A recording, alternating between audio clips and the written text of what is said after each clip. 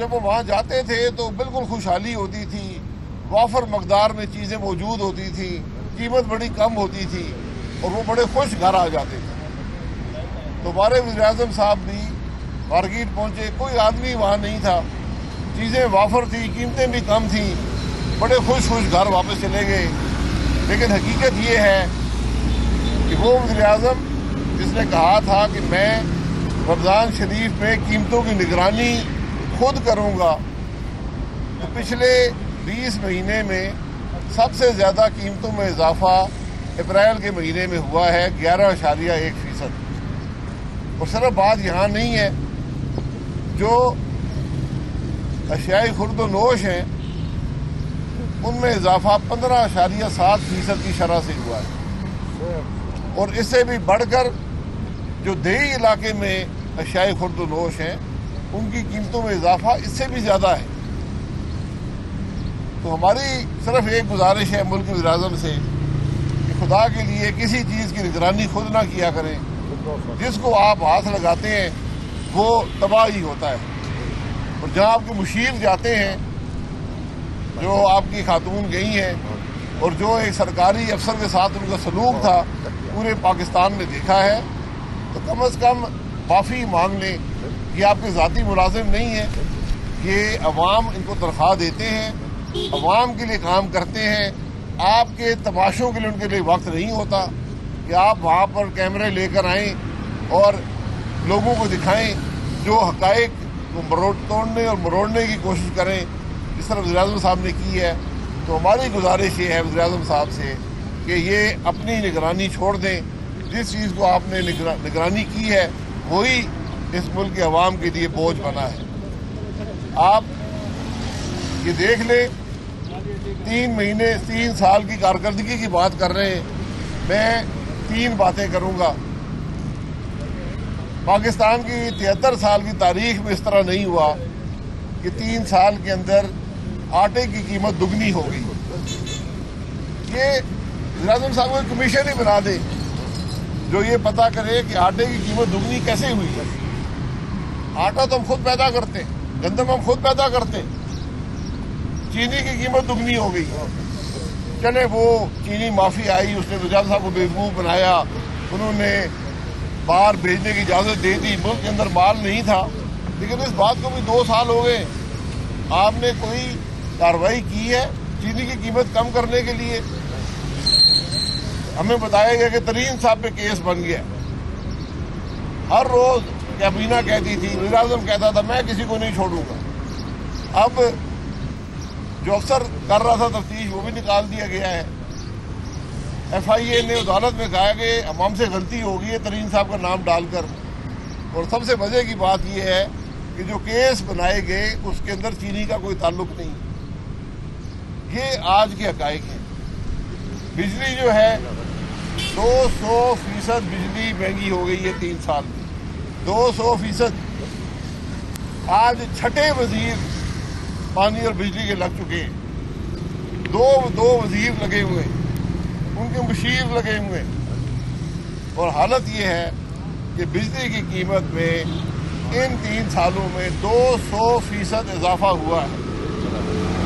اس کا کوئی جواب دینے والا ہے؟ جو وزیر کل یہاں چھلانگیں مارتے تھے آج وہ کہاں پر ہیں؟ وہ جواب دے پائے ہیں؟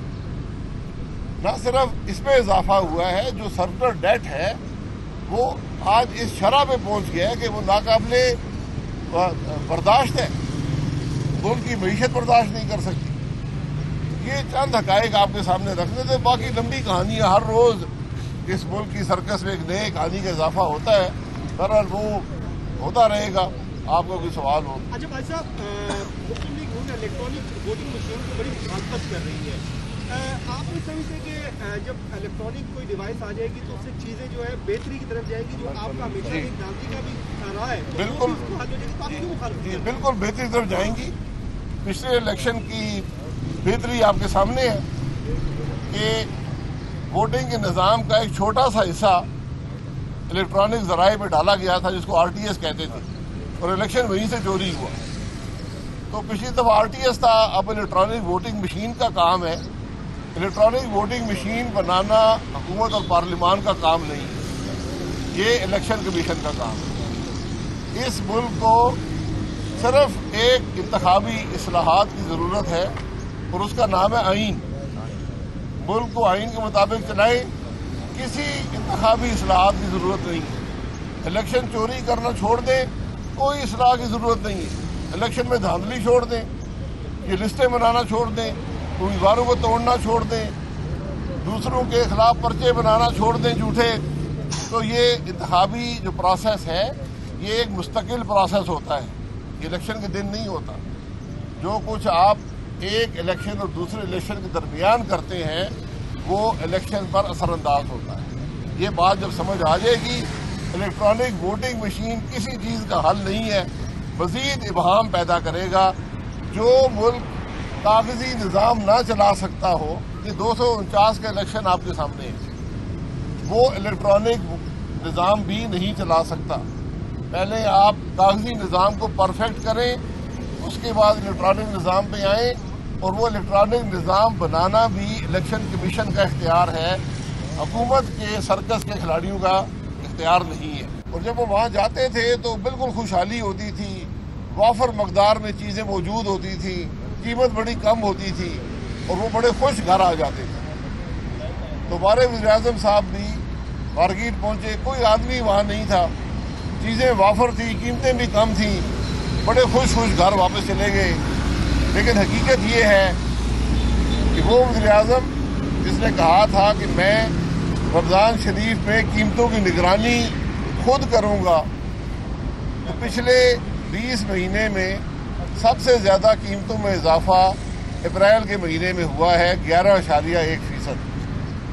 और सिर्फ बात यहाँ नहीं है, जो अशियाई खुर्द व नोश हैं उनमें इजाफा 15.7% की शरह से हुआ है। और इससे भी बढ़कर जो देही इलाके में अशियाई खुर्द व नोश हैं उनकी कीमतों में इजाफा इससे भी ज़्यादा है। तो हमारी सिर्फ एक गुजारिश है मुल्क के वज़ीर-ए-आज़म से कि खुदा के लिए किसी चीज़ की निगरानी खुद ना किया करें, जिसको आप हाथ लगाते हैं वो तबाही होता है। और जहाँ आपके मुशीर जाते हैं, जो आपकी खातून गई हैं और जो एक सरकारी अफसर के साथ उनका सलूक था पूरे पाकिस्तान में देखा है, तो कम अज़ कम माफ़ी मांग लें। ये आपके ज़ाती मुलाजिम नहीं है, ये अवाम इनको तनख्वाह देते हैं, अवाम के लिए काम करते हैं। आपके तमाशों के लिए उनके लिए वक्त नहीं होता कि आप वहाँ पर कैमरे लेकर आएँ और लोगों को दिखाएं, जो हक़ाइक़ को तोड़ने और मरोड़ने की कोशिश करें, जिस तरह वज़ीर-ए-आज़म साहब ने की है। तो हमारी गुजारिश ये है वज़ीर-ए-आज़म साहब से कि ये अपनी निगरानी छोड़ दें, जिस चीज़ को आपने निगरानी की है वही इस मुल्क के अवाम के लिए बोझ बना है। आप ये देख लें, 3 साल की कारकर्दगी की बात कर रहे हैं। मैं 3 बातें करूँगा।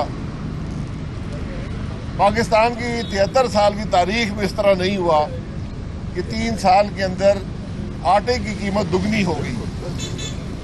ये वज़ीर-ए-आज़म साहब को कमीशन ही बना दे जो ये पता करे कि आटे की कीमत दुगनी कैसे हुई है।